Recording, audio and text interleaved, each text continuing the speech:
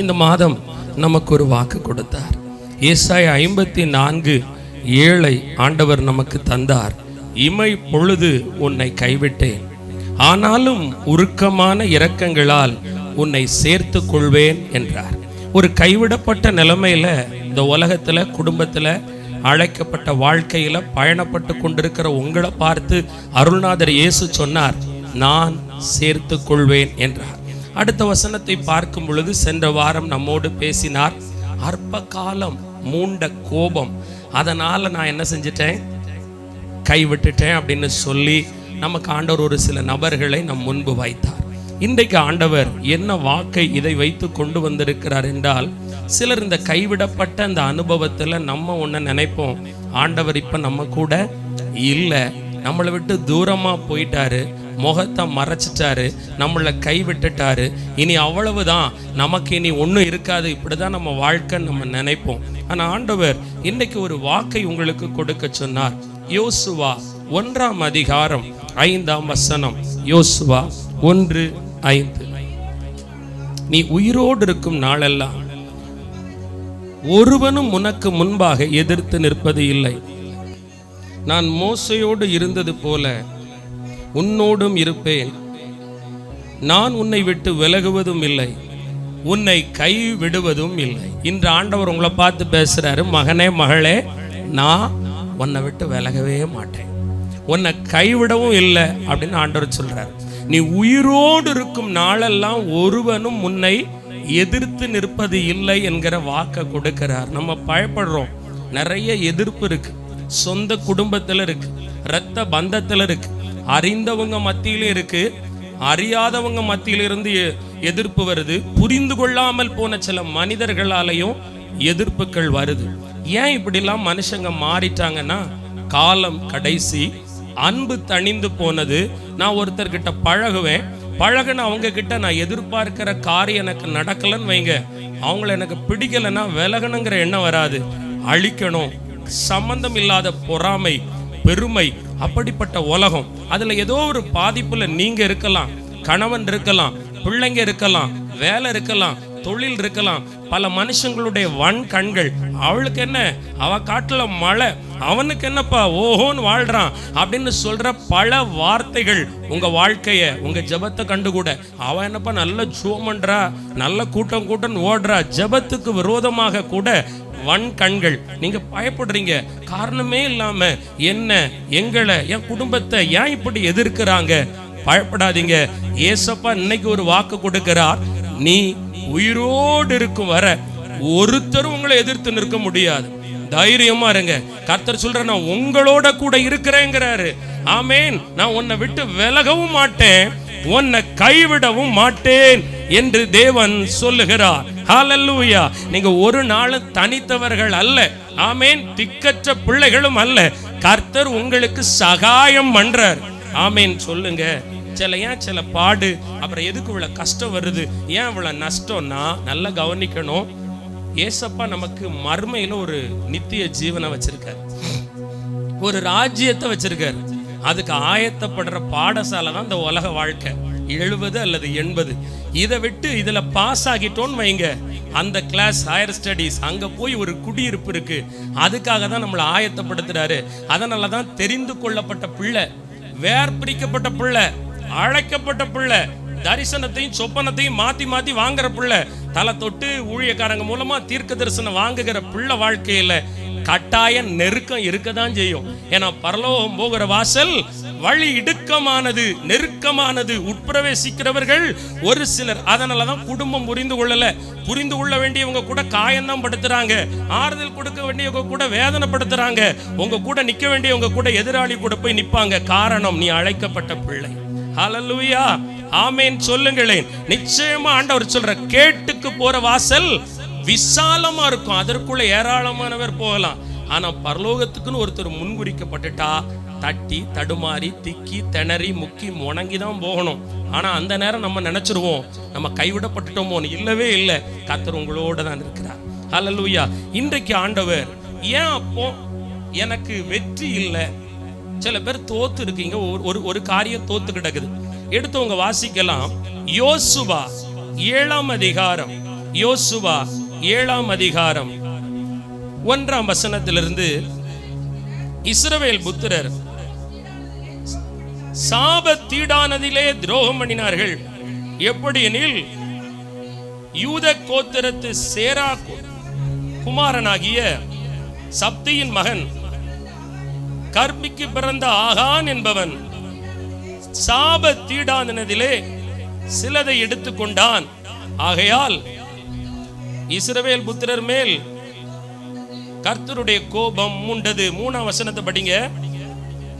யோசுவாவின் இடத்தில் திரும்பி வந்து அவனை நோக்கி, ஜனங்கள் எல்லோரும் போக வேண்டியதில்லை,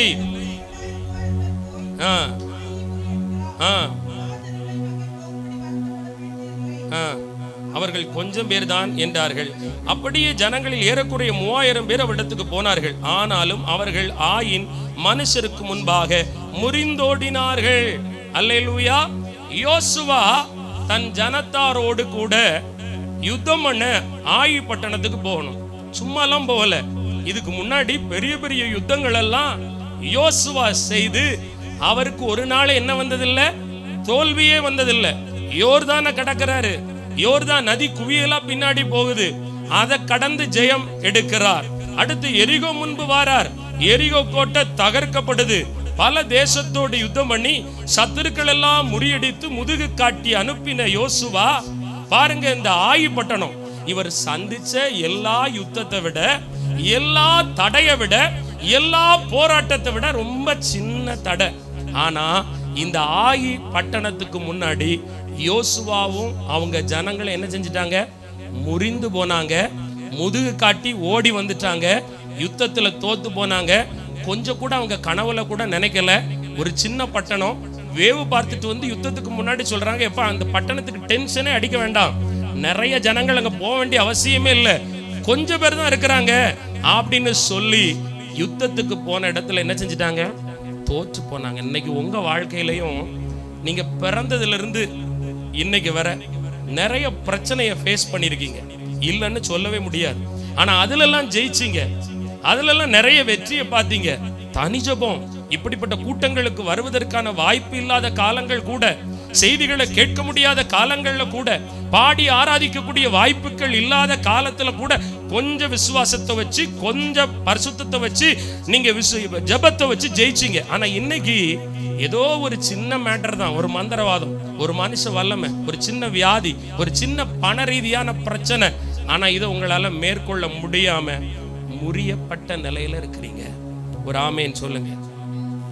அங்க அவங்க முறிந்து போனதற்கு காரணம் யோசுவா உடனே சட்டையெல்லாம் கிழிச்சு தேவ சமூகத்துல போய், இப்படியா எனக்கு நடந்துச்சு, இன்னைக்கு உங்க காரியமும் கூட அப்படிதான். ஆண்டவர்கிட்ட அழுறீங்க, ஏன் ஆண்டவரே இப்படி, எதுக்கு ஆண்டவரே இதுல இவ்வளவு தடை, ஏன் ஆண்டவரே இவ்வளவு பெரிய சத்துருக்கள், எதற்கு எனக்கு இந்த பலவீனம், எதற்கு எனக்கு இந்த வியாதி சோதனை என்ற பல கேள்விகள். அப்ப ஆண்டவர் சொல்றாரு, உன் ஜனத்துக்குள்ள ஆகான்னு ஒருத்தன் இருக்கான், அவன் என்ன செய்யறான், சாபத்தீடான ஒன்றை தனக்குள்ள வச்சு புதைச்சு வச்சிருக்கிறான். அது எனக்கு தேவ கோபாக்கனையை கொண்டு வந்ததுனால தோல்வி வந்துச்சு. இப்ப நான் சொல்றேன், ஆகான் யாரு? 2 விதமா உங்களோட பேச போறாரு. ஒண்ணு, உங்க வீட்டுக்குள்ள நீங்க ஜெபிக்கிற பிள்ளை, நீங்க யோசுவா, நீங்க யுத்த வீராங்கனை.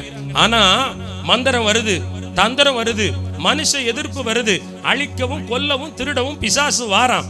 ஆனா உங்க எல்லாம் எப்படி இருக்கு, சாபத்தீடா இருக்கு. ஆகான்னா யாரு?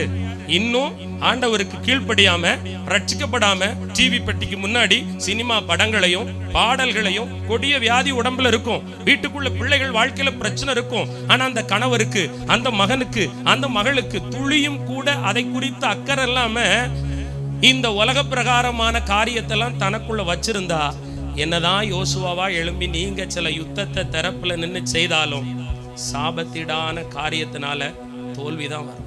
ஒரு அல்லேலூயா சொல்லுங்க. புரியுதா? விளங்குதா? விளங்கலையா? திருமண தடை வருதா? சொத்துல ஒரு தடை வருதா?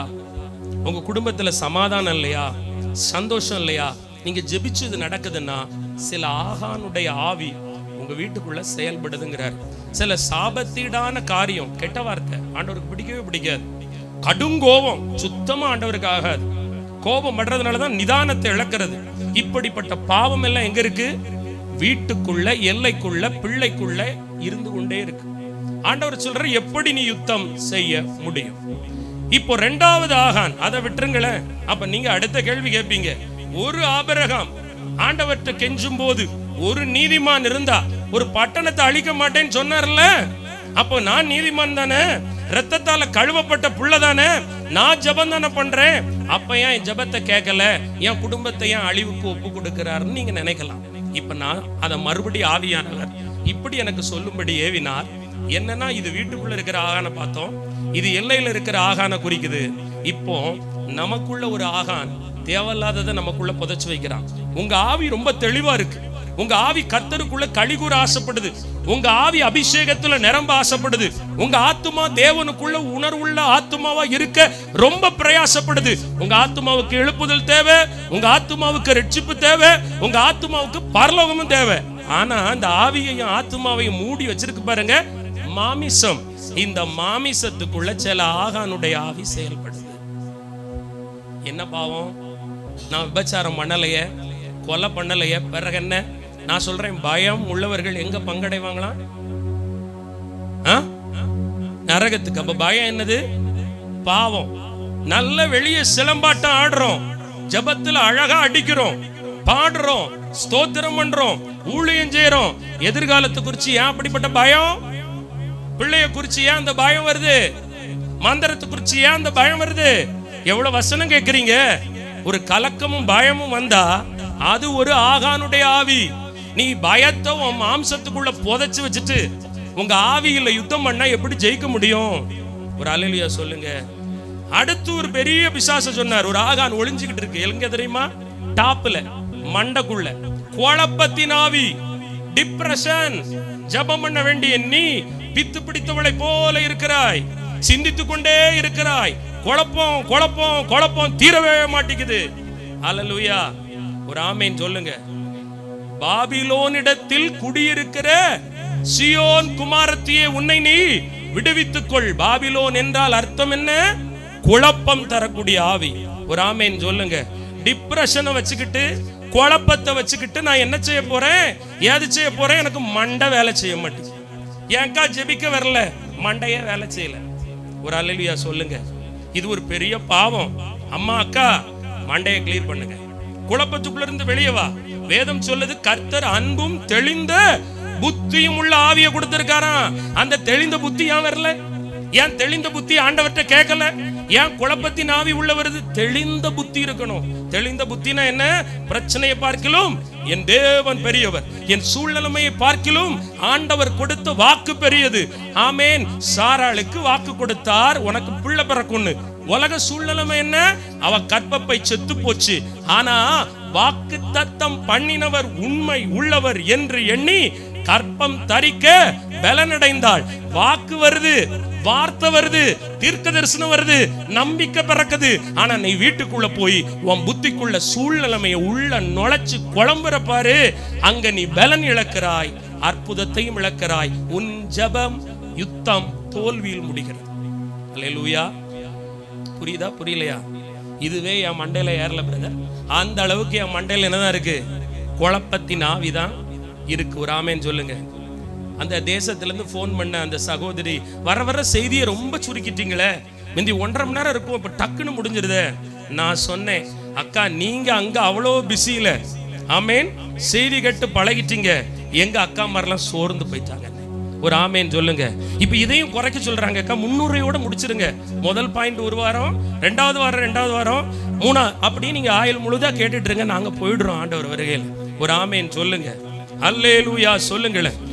ஆகான், உனக்குள் ஒளித்துக் கொண்ட ஆகான், உன் சிந்தைக்குள் ஒளித்துக் கொண்ட ஆகான், உன் மாமிசத்துக்குள்ள ஒளித்துக் கொண்ட பயம் என்கிற ஆகான உள்ள புதைச்சு வச்சிருக்கிற வர உன் முழங்கால் யுத்தம் ஃபெயிலியர் தான் ஆகும். உங்க உபவாச ஜபங்கிற யுத்தம் தோல்வியில தான் முடியும். அதான் பின்னடந்து போயிருக்கீங்க. கர்த்தர் சொல்றாரு, தைரியப்படு. அல்லேலூயா. அடுத்தது அவிவிசுவாசம் பாவமா? பாவம் இல்லையா? அந்த பாவம் எங்க ஒளிஞ்சுக்கிட்டு இருக்கு? மாம்சத்துக்குள்ள ஒளிஞ்சுக்கிட்டு இருக்கு. ஆவியும் ஆத்துமாவும் இப்படிப்பட்ட கழிவுறுகிற இடத்துல கர்த்தர் எனக்கு செய்வார் அப்படின்னு தோணுது. சூழ்நிலைமைக்கு போனதும் சந்தேகம் வருது. என் கணவரை மாறிடுவான்னு ஆண்டவர் சொன்னார, இது நாயாகி வெறி நாயாகி இப்ப மதம் பிடிச்ச யானை போல இருக்க இந்த மனுஷன் மாறுவாரா? சந்தேகத்தின் ஆவி, அவிவிசுவாசத்தின் ஆவி. பிள்ளைகளை பார்க்கும்போது இப்படி தோணுச்சுன்னு வைங்க, நீங்களும் ஆகான் ஆவியை உள்ளே மறைத்து வைத்திருக்கிறீர்கள் என்று அர்த்தம். ஆண்டவர் சொல்ற அந்த ஆகான உன் மாம்சத்தை விட்டு எடுத்து போடு. அல்லேலூயா. ஆகான் புதைச்சு வச்ச மாதிரி ஆண்டவருக்கு பிரியமில்லாத சிந்தைக்குள்ள, இதயத்துக்குள்ள, மாம்சத்துக்குள்ள இப்படி அவிவிசுவாசத்தின் ஆவிய, பயத்தின் ஆவிய, டிப்ரெஷன், குழப்பத்தின் ஆவிய உள்ள வச்சிருந்தா எங்க விளங்க, எப்படி அற்புதம் பெற முடியும்? ஆண்டவர் சொல்றாரு, இன்றைக்கு நாம் மனம் திரும்ப வேண்டும். அல்லேலூயா. கற்பனைய, கட்டளைய கை கொள்ளாம வாழ்றது கூட ஆகானுடைய ஆவி. 10 கட்டளை அதை கை கொண்டு வாழணும். கை கொண்டு வாழ்ந்தாதான் ஆசீர்வாதம். அன்பா இருக்கணும். ஆண்டவர் யாரு? அன்புள்ளவர். பரிசுத்த வேதத்தை திறந்தா அன்புதான் அங்க அடையாளம். அவர் எதை சொல்றாரோ அதை அப்படியே செய்யணுமா பாருங்க. இன்றைக்கு ஒரு போதகருடைய பிரசங்கத்தை கேட்டேன். அமெரிக்க தேசத்தில் சுட்டுக் கொல்லப்பட்டார். இப்பொழுது 1 வாரத்துக்கு முன்பு அவரை பார்த்து ஒரு வாலிப பிள்ளை கேள்வி கேட்கிறாள். பெற்றோர், அவளுக்கு வேற மதத்து பெற்றோர் ரொம்ப டார்ச்சர் கொடுக்கறாங்க.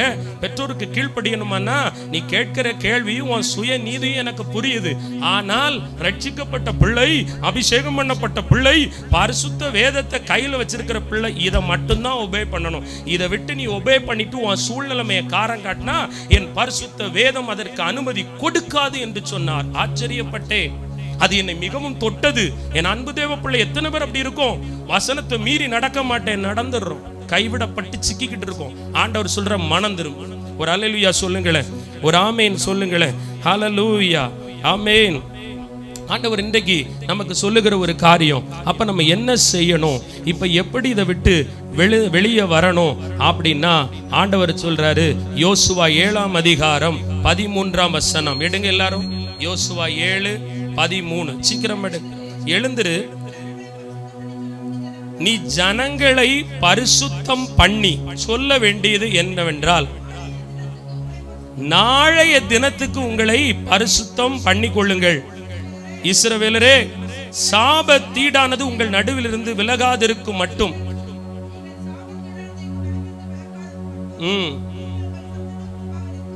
ஆமேன் சொல்லுங்க. பயத்தையும் குழப்பத்தையும் அவிவிசுவாசத்தையும் வார்த்தையை விட்டு விலகின வாழ்க்கை இருக்கு பாருங்க, அதையும் அன்பு கூறாததையும் விட்டு தூர போடாதது வரை நீங்க இந்த யுத்தத்துல ஜெயிக்க முடியாதுங்கிறார். ஆமேன் சொல்லுங்க. கர்த்தர் அப்படிலாம் செய்வாரா? பேக்ரவுண்ட் கொடுங்க. அப்படிலாம் செய்வாரானா? காலம் கடைசி ஆயிடுச்சு.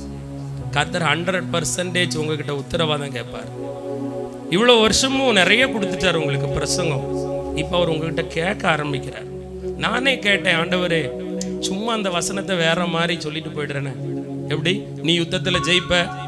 அன்னைக்கு எரிகோ உடைஞ்சது போல, யோர்தான் பின்னிட்டு போனது போல, கர்த்தர் ஆயி பட்டணத்தை மறுபடியும் முறியடிக்க யோசுவாவை எழுப்புனது போல உங்களை எழுப்புவார். எனக்கு பிரசங்கத்துல சொல்ல ஆசைதான்.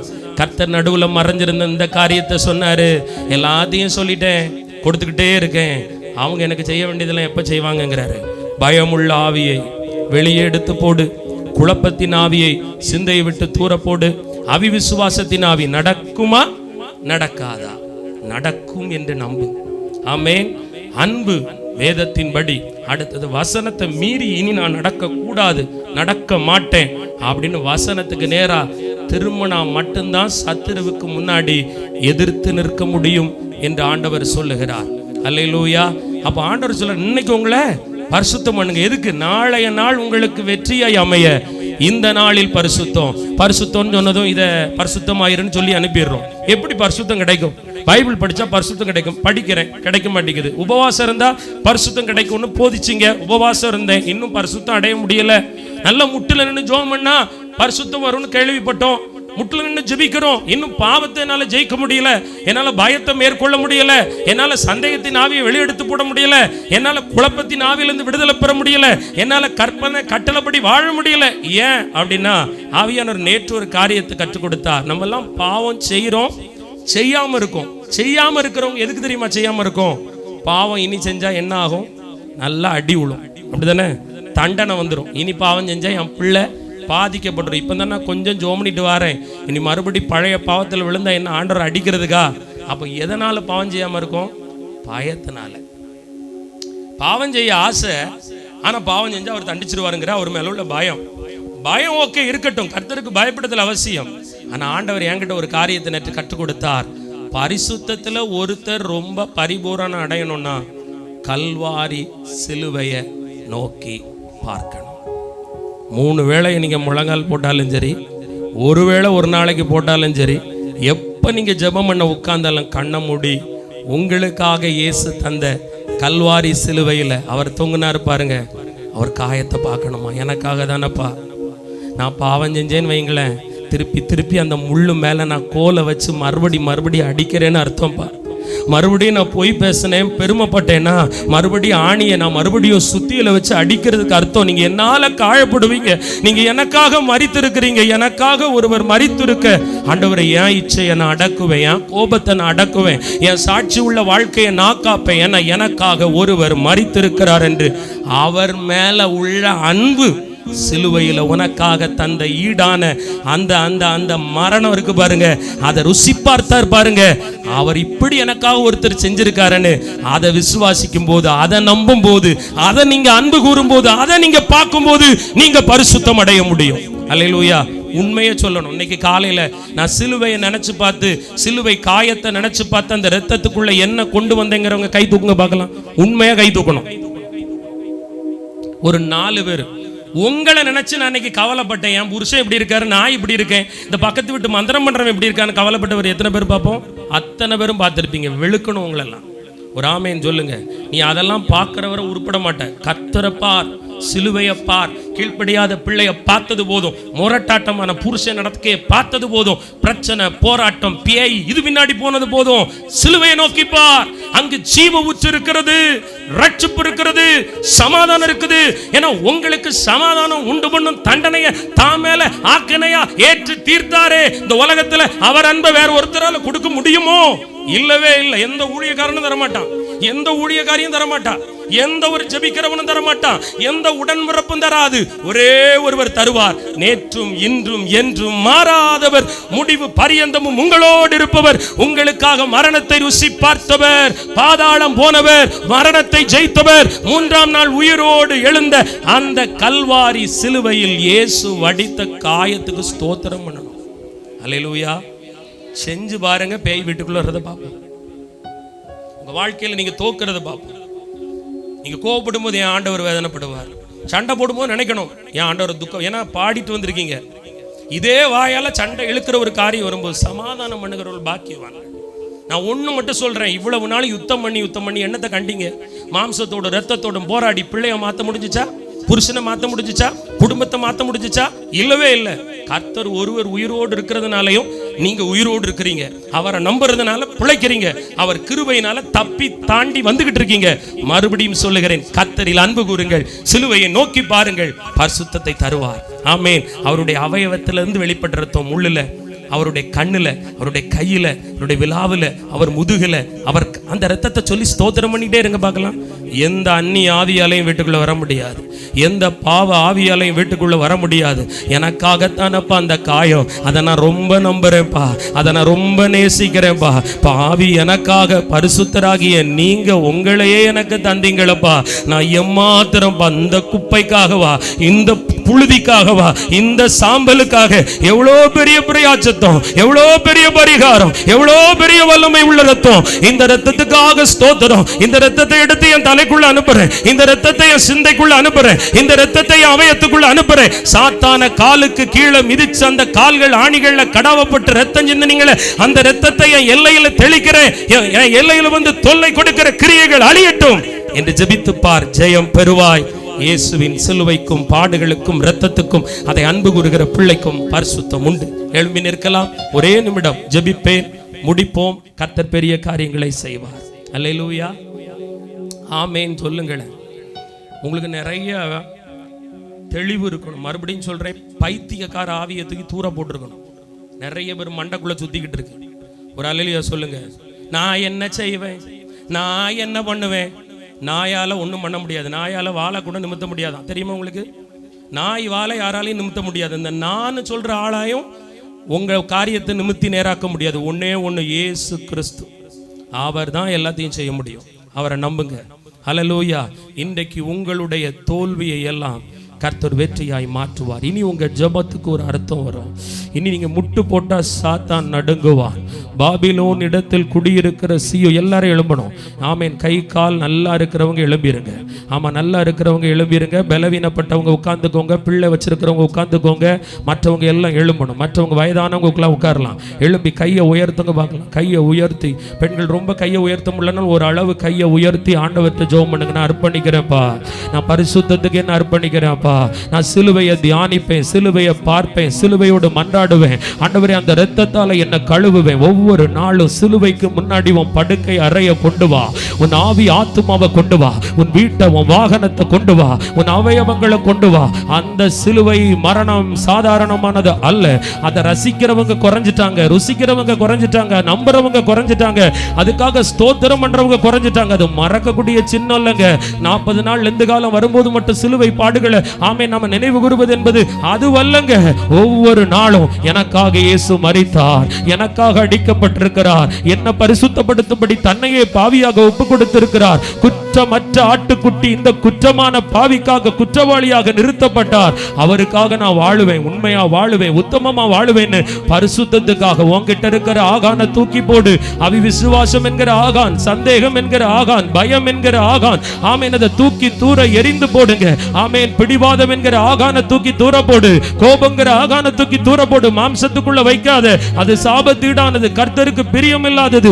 உங்களுக்குள்ள இருக்க வேண்டியது சகிப்புத்தன்மை, சாந்தம், நீடிய பொறுமை, இச்சையடக்கம், விவேகம். இதைத்தான் ஆண்டவர் விரும்புகிறார். இதை உன்னுடைய மாம்சத்துல கொண்டு வா, உன் எல்லைக்குள்ள கொண்டு வா. அதற்காகத்தான் கர்த்தர் உன்னை ஆயத்தப்படுத்துகிறார். இனி உன் யுத்தத்தில் பெரிய ஜெயத்தை கர்த்தர் கொடுப்பேன் என்று வாக்கு கொடுக்கிறார். எல்லா கட்டுகளும் அறுக்கப்பட்டு போகிறது, எல்லா நுகங்களும் முறிக்கப்பட்டு போகிறது. சில சர்ப்பத்தின் ஆவி பறந்து பறந்து தாக்குகிற விஷமுள்ள ஆவி உன்னை தாக்கி உன்னை குழப்படி செய்து கொண்டிருக்கிறது. அந்த சர்ப்பத்தின் ஆவி வஞ்சிக்க கூடியது, சர்ப்பத்தின் ஆவி விஷத்தை கக்கக்கூடியது, சர்ப்பத்தின் ஆவி தேவனிடத்திலிருந்து உன் கூடாரத்துக்கு சாபத்தை கொண்டு வரக்கூடியது. இந்த ஆவி இன்றைக்கு அழிக்கப்படுகிறது இயேசுவின் நாமத்தில். சர்ப்பத்தின் ஆவி, பழைய பாம்பின் ஆவி, விஷத்தை கக்கின ஆவி இப்பொழுது அழிக்கப்படுகிறது. மண்டை ஓட்டுக்கு விரோதமா, மூளை மண்டலத்துக்கு விரோதமா சிந்தையை குடைந்து கொண்டிருக்கிற, குழப்பம் வைத்துக் கொண்டிருக்கிற பொல்லாத ஆவி கட்டிந்து கொள்ளப்படுவதாக, கட்டிந்து கொள்ளப்படுவதாக, கட்டப்படுவதாக, வேரோடு வெட்டப்படுவதாக. பிசாசின் கிரியைகளை அழிக்கும்படி மனுஷ குமாரன் வெளிப்பட்டான். கட்டுகள் தெரிபடுகிறது, கன்னிகள் தெரிபடுகிறது, வலைகள் குளிக்கப்படுகிறது. கர்த்தர் உன்னை மீட்டெடுக்கிறார். இனி அவர் உன்னை விட்டு விலகுவது இல்லை, கை விடுவது இல்லை, உன்னை ஒப்பு கொடுப்பது இல்லை. கர்த்தர் சொல்ற, நான் உன்னோடு இருப்பேன், நான் உன்னோடு இருக்கிறேன், நான் உன்னோடு இருக்கிறேன், உனக்குள் இருக்கிறேன். பெரிய காரியத்தை காண்பாய், நிச்சயமாய் முடிவு உண்டு.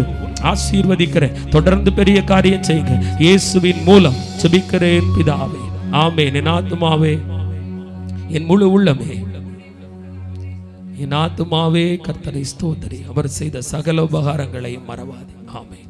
அல்லேலூயா.